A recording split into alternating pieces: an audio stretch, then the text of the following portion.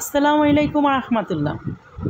আজকে একদমই নতুন জিনিস, মানে মনে হয় না সাধারণত আমাদের এলাকায় তো এমন পিঠা বানায় না। তারপরও মানে ইউটিউবে দেখলাম আর দেখে অন্যরকম লাগলো। ভাবলাম সাথে সাথেই এটা তৈরি করব আর কেমন হয় দেখব।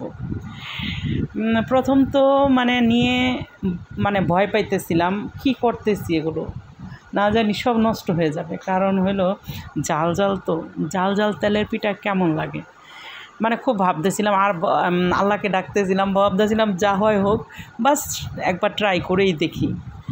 তারপর আর কি, যেই বলা সেই কাজ শুরু করে দিলাম। কিছু কাঁচামরিচ নিলাম, তারপরে পেঁয়াজ নিলাম, তারপরে এটার মাঝে আমি ব্লেন্ড করে নিলাম। ব্লেন্ড করার পর আমি চালের গুঁড়োগুলো এটার মধ্যে আরেকবার ব্লেন্ড করে নিব, সবগুলো একসাথে মিলিয়ে রেখে দিলাম। এটাই শেষ হয়ে যায় নাই, কিন্তু এটার মধ্যে অনেক কিছু আছে, নতুন নতুন জিনিস। এই যে যা দেখতেছেন এটা কিন্তু আদা, আমি 1.5 চামচ আদা দিয়েছি। এই আদাটা কখনো তেলের পিঠায় দেয় আমি তো কল্পনাই করতে পারি না। আর এটা দিয়েছি কি বলেন, এটা ধনিয়ার গুঁড়া কিন্তু দিয়েছি, 1 চামচ ধনিয়ার গুঁড়ো দিয়েছি। আর হ্যাঁ, চালের গুঁড়ো নিয়েছি আমি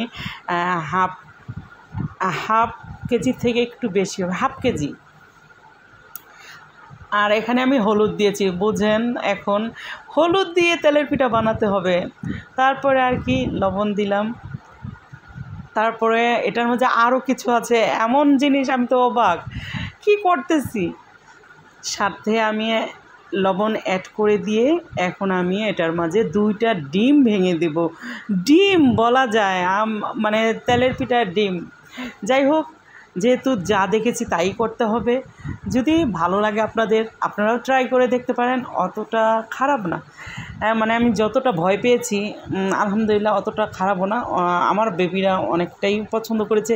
একটু জাল হলেও জিনিসটা একটু অন্যরকম। আর আমি এর সাথে 1 কাপ ময়দা দিয়েছি, এটা সাইড করে নিয়েছি, এজন্য ভালো মতো বোঝা যাচ্ছে না ভিডিওটা। 1 কাপ ময়দা আমি এগুলো সব একসাথে মিশিয়ে নিব। যদি হাত দিয়ে চান হাত দিয়ে মিশাতে পারবেন, তা হাত দিয়ে মিশালে বেশি ভালো হবে। কারণ হলো অনেক আইটেম দেওয়া, তো তাই আমি একটু চামচ দিয়ে তারপর আবার হাত দিয়েও করে নিয়েছি। তারপর এগুলো খুব সুন্দর করে মিশানো চেষ্টা করতেছি, কারণ না মিশালে তো এটা সুন্দর হবে না, যেহেতু তেলের পিঠা। আর আমি কিন্তু এটা শুধু তেলের পিঠার মাঝে সীমাবদ্ধ রাখি নাই, কারণ হলো আমার মনে হইতেছিল এটা আমি চাপটি বানিয়ে দেখি। তারপরে আর কি ওইটাও করে নিয়েছি, কিন্তু চাপটি থেকে মনে হয় তেলের পিঠাটাই বেশি বেস্ট। এখন আমি একটা কড়াই বসাই দিলাম, ছোট একটা কড়াই, তার মাঝে আমি তেল ঢেলে দিলাম।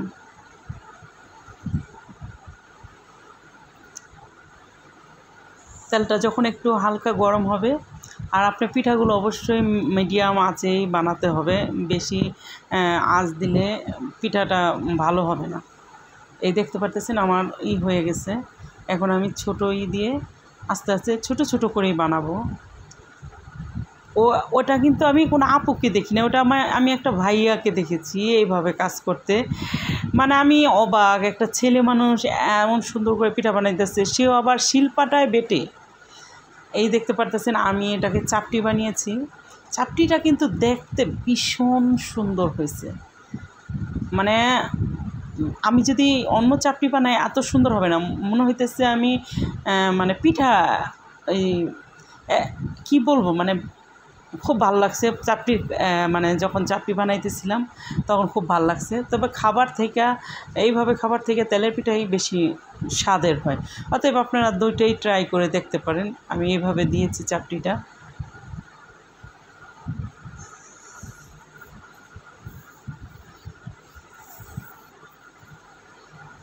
আমার দুটোই আমি শেয়ার করলাম, যদি আপনাদের ভালো লাগে ট্রাই করতে পারেন বাসায়, তো অতটা খারাপ না। আমার সবগুলো এই চাপটি দেখলেন উল্টে দিয়ে খাইলাম, কত সুন্দর হয়েছে দেখেন, অনেক ভালো লাগছে আমার কাছে।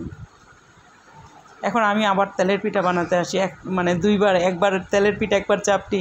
আমি তো একবার হাঁপাই গেছি যে কোনটা থেকে কোনটা করবো, আর যেই গরম, এত গরমের মাঝে এত কষ্ট করা। এই আমার পিঠা শেষ। ভালো থাকবেন। আল্লাহ।